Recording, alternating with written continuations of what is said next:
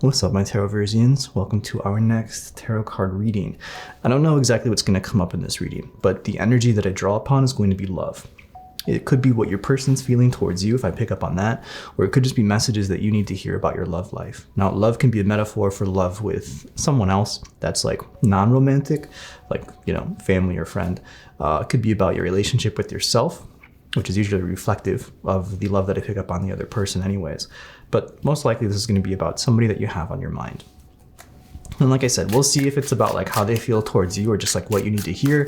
But I'll tell you what I get, like straight up, right? No sugarcoating, nothing like that. So you know that I'm getting the truth that I'm able to pick up for you. If you're new here, thank you for clicking. Be sure to subscribe if I'm able to get you accurate information. This is a timeless reading, so whenever it comes to you, you're going to find something that pertains to you. If I mention specific dates around the time of this recording, then you would have to not acknowledge those dates or what I say if this is going to be coming at you like a year from now. But most of the information will be timeless unless I mention that it's time sensitive. Anything else you need to know? Let's let the tarot speak for itself, okay? We got the Queen of Pentacles coming out here, so I feel like that's your energy. It's a feminine energy. It's about stepping into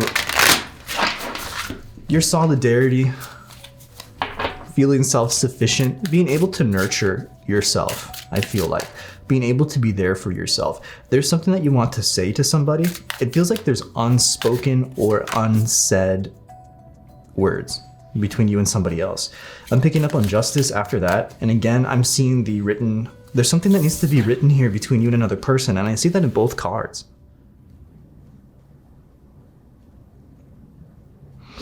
So I want to say that as you start to feel better or more self-sufficient, you're going to be able to tackle now what seems to be a loose end or something unsaid between you and that special person. There's definitely something unsaid here.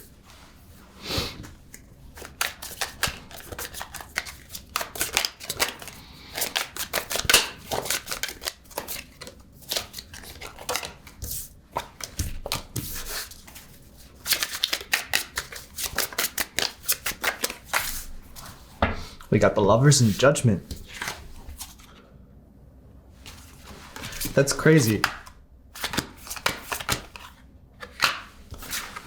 I'm picking up on this like letter or this message being written, and it keeps popping up in the cards too. So, with the Lovers in Judgment, we also see that same written document popping in, and it's just really catching my mind right now, as in like, there's something so unsaid between you and this person or in a particular relationship. But I do feel that that's about to be addressed. So there's communication coming in.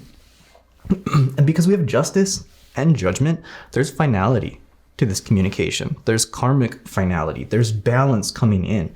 So if this is meant to be, for example, the door closes and you guys split ways, or if this is meant to be the door is going to open back up and you guys will be back together, I feel that there is finality in the situation based on where this communication is going to go. There's big communication coming in. It kind of feels like you're going to be the one communicating, because I see with the Queen of Pentacles, as you start to feel more in your groove, which a lot of you are now, you're coming into this reading feeling more empowered, more the energy of spring than, let's say, winter or fall. Things are energetically coming up for you. I think you might be the one to initiate that communication. And you're going to be, because something was holding you back from it before. Maybe it was just the way that you were feeling, but you're more empowered now. So it's like you're going out and getting what you want. And some of what you want is going to be communication with this person in your love life. But I see this being reflective in other areas of your life too.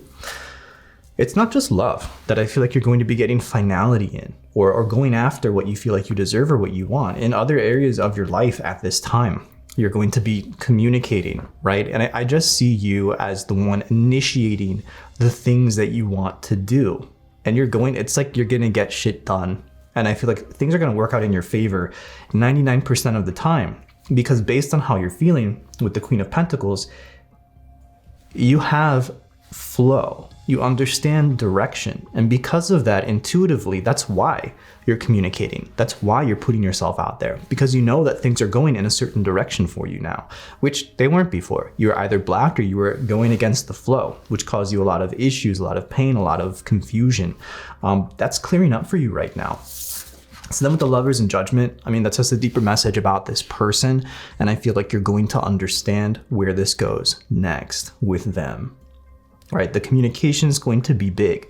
It's going to show you the path with this person. Is this going to be something or not? I think is the question. Will I get finality in the situation? Yes, but in what direction does it go?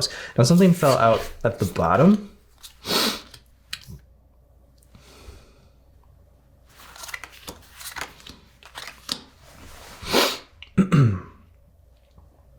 So we have the Pleasure card, which is one of the Six of Cups. We have the Prince of Swords, Indolence, which is the Eight of Cups, the Moon, and the Ace of Cups. I'm picking up on a bit of maybe it's immaturity on someone's end here. Somebody kind of ran, or somebody put up a lot of space in this situation. I'm picking up on cognitive dissonance, that term or that word. So somebody talked, that this could be you, this could be them. Somebody talked themselves out of the relationship. It's like they seek pleasure, right? And that's the reason that they disconnected. That's the reason that they got that distance, is through seeking pleasure. But it was kind of like deceit, because there was pleasure in the relationship, but that requires work, right? So that was not identified as pleasure. What was identified as pleasure or as safety or something like that was to get distance and to move elsewhere. So somebody could have put up a wall or pushed the other person away to seek another relationship, to seek space, maybe all of the above. And this seemed to be illusionatory. It just seemed to be that of like not thinking clearly, not thinking straight, because it put up distance and it wasn't the right way to go about the situation. So either you're learning from your mistakes now about that, you're kind of realizing what you pushed away and that you actually might want it, or that you're ready for it, or maybe the other person is. With the Moon and the Ace of Cups, I feel like the Moon was casting a lot of doubt or a lot of shadow on the heart space, on the connection. The Moon is also illusions sometimes, delusion, not thinking clearly. And this was in the realm of the Ace of Cups, the heart center. However, that same person now at this time is coming into clarity. Maybe both of you are coming into a little bit of clarity right now, but I feel like any kind of illusions that were casted in the element or in the realm of love in this relationship are clearing right now. Well, in the extended, I look at the future and kind of clarify what we get, and that's in the description box below. I believe we're still in wave 1 right now until like tomorrow. So we have, what is this? Interference in the Prince of Wands. Yeah, this could be somebody, I feel like somebody was going around different relationships, or somebody was just immature. You can even see the heart in the Prince of Wands there with that interference card. So there is definitely something that was getting in the way. But I feel like it was somebody's choice to let something get in the way. It was somebody's choice to, have that interference.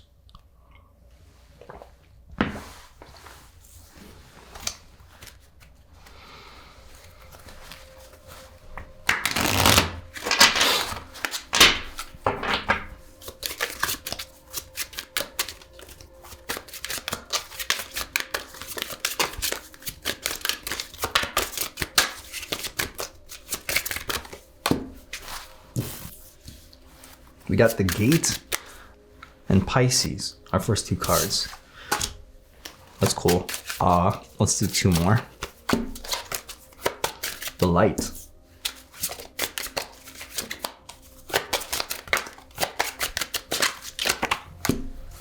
The Snare. All right. The Gate and Pisces. Now we're looking at maybe a little bit more of a time-sensitive message, so it is what it is. I don't know. Pisces is representing Pisces season, which we're still in for a little bit of time. Shout out to my Pisces. Happy birthday, you guys.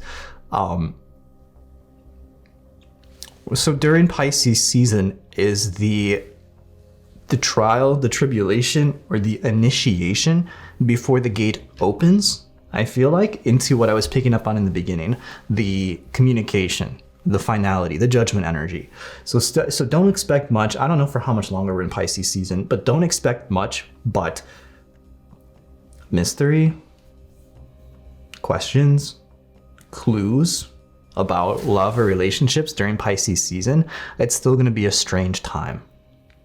It's the initiation phase. So things are getting set up. You're following clues. I don't know. I'm getting like really weird vibes about it, but it's just like a confusing time. Let's say eventually the gate opens, and I feel that comes next, which would be Aries, I want to say. So the light and the snare. Clarify the snare.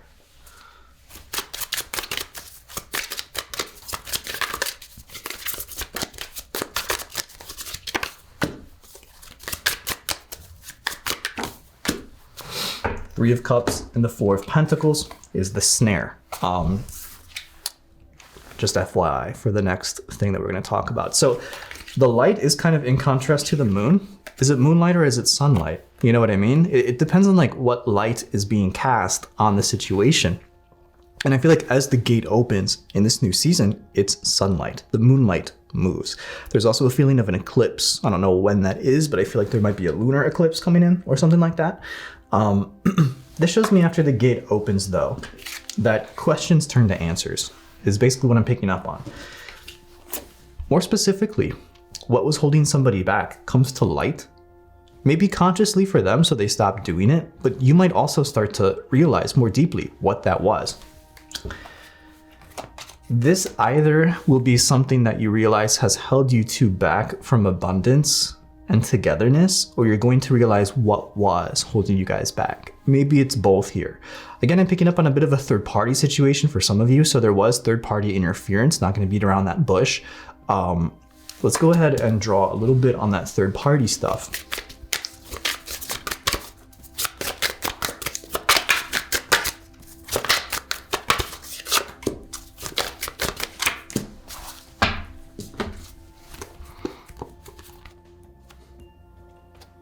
Got the Five of Wands and the Knight of Wands, which is strive. It's confusion on somebody's end. Confusion of what somebody wants, of if they want to commit, of if the relationship's right for them, anything like that. Somebody was afraid. I feel like they said that they were looking for something, or that something might not be right, so they're going to look in this other direction, look for other dates. That was just them convincing themselves that they don't want to commit to something deeper with somebody that they truly care about, is what I'm kind of getting. Because that's scary for whoever this person is, whether it's you or them, that commitment is scary. So they're kind of like, let me do this cognitive dissonance type trick where I distance myself from you and look for another relationship or something like that. I feel like that is coming to a close though. This type of energy from this person. I really want to see this. Let's just listen. And we got love at the bottom of the deck.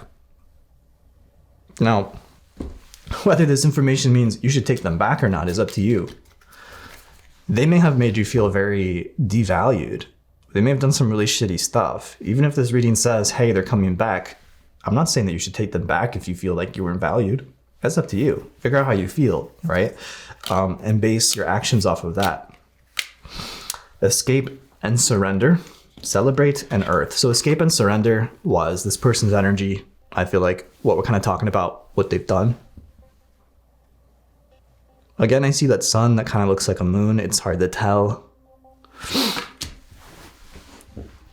They're finally surrendering to their emotions, though. There's something about an eclipse. Maybe an important time frame. Something like that. Anyways. Their energy is lightening up. They're becoming more grounded. Somebody's seeing something clearly. Now you, listen to your intuition. It's not wrong. You're getting intuitive messages on this and you need to follow that.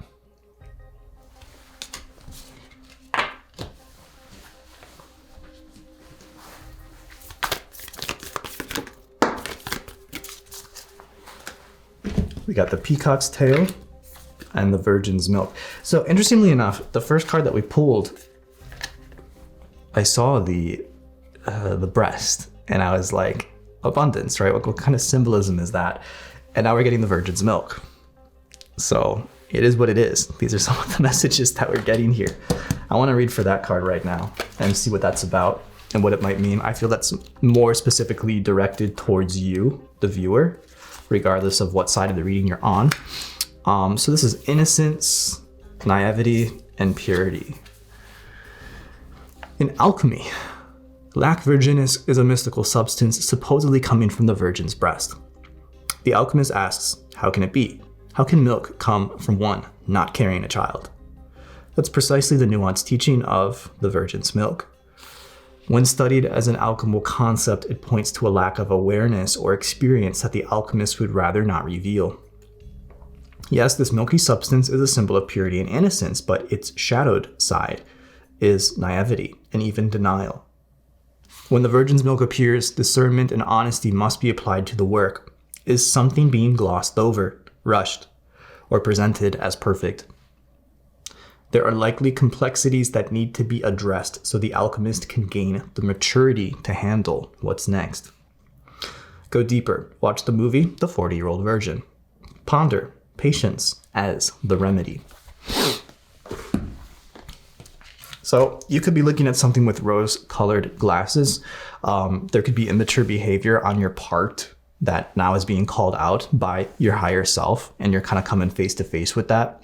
Or you could be immature about the way that this person is treating you or the whole situation, right? You may be making it out to be something that you want it to be, but it's not. You've got to look at the reality of things and yourself at this time.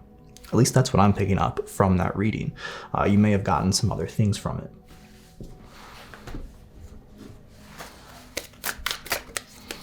I want to check a couple zodiac cards for this reading from Tarot Obscuro's Zodiac.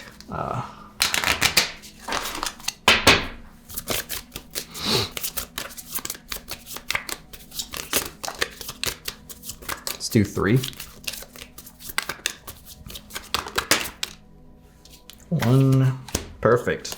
2, 3. So of course, Pisces, very strong energy for the reading right now. Gemini, and Aquarius. This doesn't mean this has to be your sign or your person's sign. It means these are energies that are around the reading as teachings, as energies. Pisces, which is an energy associated with the moon card in tarot as well, which is the strongest presence in this reading, is symbolism of the moon and the sun. Sun would be associated with Leo, by the way. I even have this two-sided coin that comes from the Tarot Obscuro that has the sun and the moon. Which makes me wonder, where's your energy at right now? Is it in the sun or is it in the moon? It's in the sun. So again, it's showing that you're starting to see things clearly, or you are seeing things clearly. Things are clearing up for you, right? The guesswork is kind of on its way out. Sun energy. With Gemini, Gemini is about harmonizing everything inside of you with the outside world. And it's also about harmonizing your decisions in love. How you're making decisions. Are they morally aligned with you? Or are they more aligned with your self-deceptive behavior or your delusional behavior? It's showing also that there's two sides to every coin, no pun intended. You may be seeing a different side of things coming out at this time. Moonlight into sunlight, sunlight into moonlight. Beware of things splitting, or beware of things being polarized. I think you're going to realize that there was a split, or there was a polarization in this relationship between you, or in a way that you were viewing things, that is now going to be coming together as Pisces season comes to a close. If you're watching this at some other time, and then whatever season you're in, this might pertain to that, not necessarily Pisces season. Maybe that's just coming up because of when I'm recording it to give you a reference. So you might be in Sagittarius season, for example. So replace what I say about Pisces season with Sagittarius season. That's what I'm picking up on. I don't always do that, okay? But that is kind of what I'm getting right now. Aquarius shows healing. It shows looking at things differently, understanding things differently. I see die, and I see it rolling. The higher numbers starting to come up. I don't know what that means. Maybe abundance is coming. There's healing, there's abundance coming on the way. Things are getting luckier. Things are getting more high vibrational. But it's a really nice card to have because I feel like this reading is picking up on a lot of your confusion. And there's a lot of confusion in this connection, in this relationship. But it's showing basically what I'm getting here at the end is that as this season of confusion comes to a close, a lot of things are going to be tied together, and it's going to be a completely different energy soon that has resolution, that has a lot of healing. You've already done a lot of healing with the Queen of Pentacles. It's like you're in a much better place now, but the relationship hasn't caught up. So now you're ready to deal with that or something like that. So you'll start to see it catch up, I want to say. I'll continue this in the extended. I will probably give you another love reading of this energy with a different deck. Your side, their side, right? And then work a little bit more with oracles and tarot, and we'll just see what we get. We'll make this even more clear, and I'll also tell you what to expect going into the next season. That'll be in the description box below. Thank you so much for coming to TAROVERSE. Be sure to subscribe if you keep watching my videos, and think about becoming a member to watch extendeds. It's a huge help, and it's just also awesome to become a member. You get a lot of content like the masterclass, like premium content from my main page, premium tarot card readings, one that I just did that was kind of insane.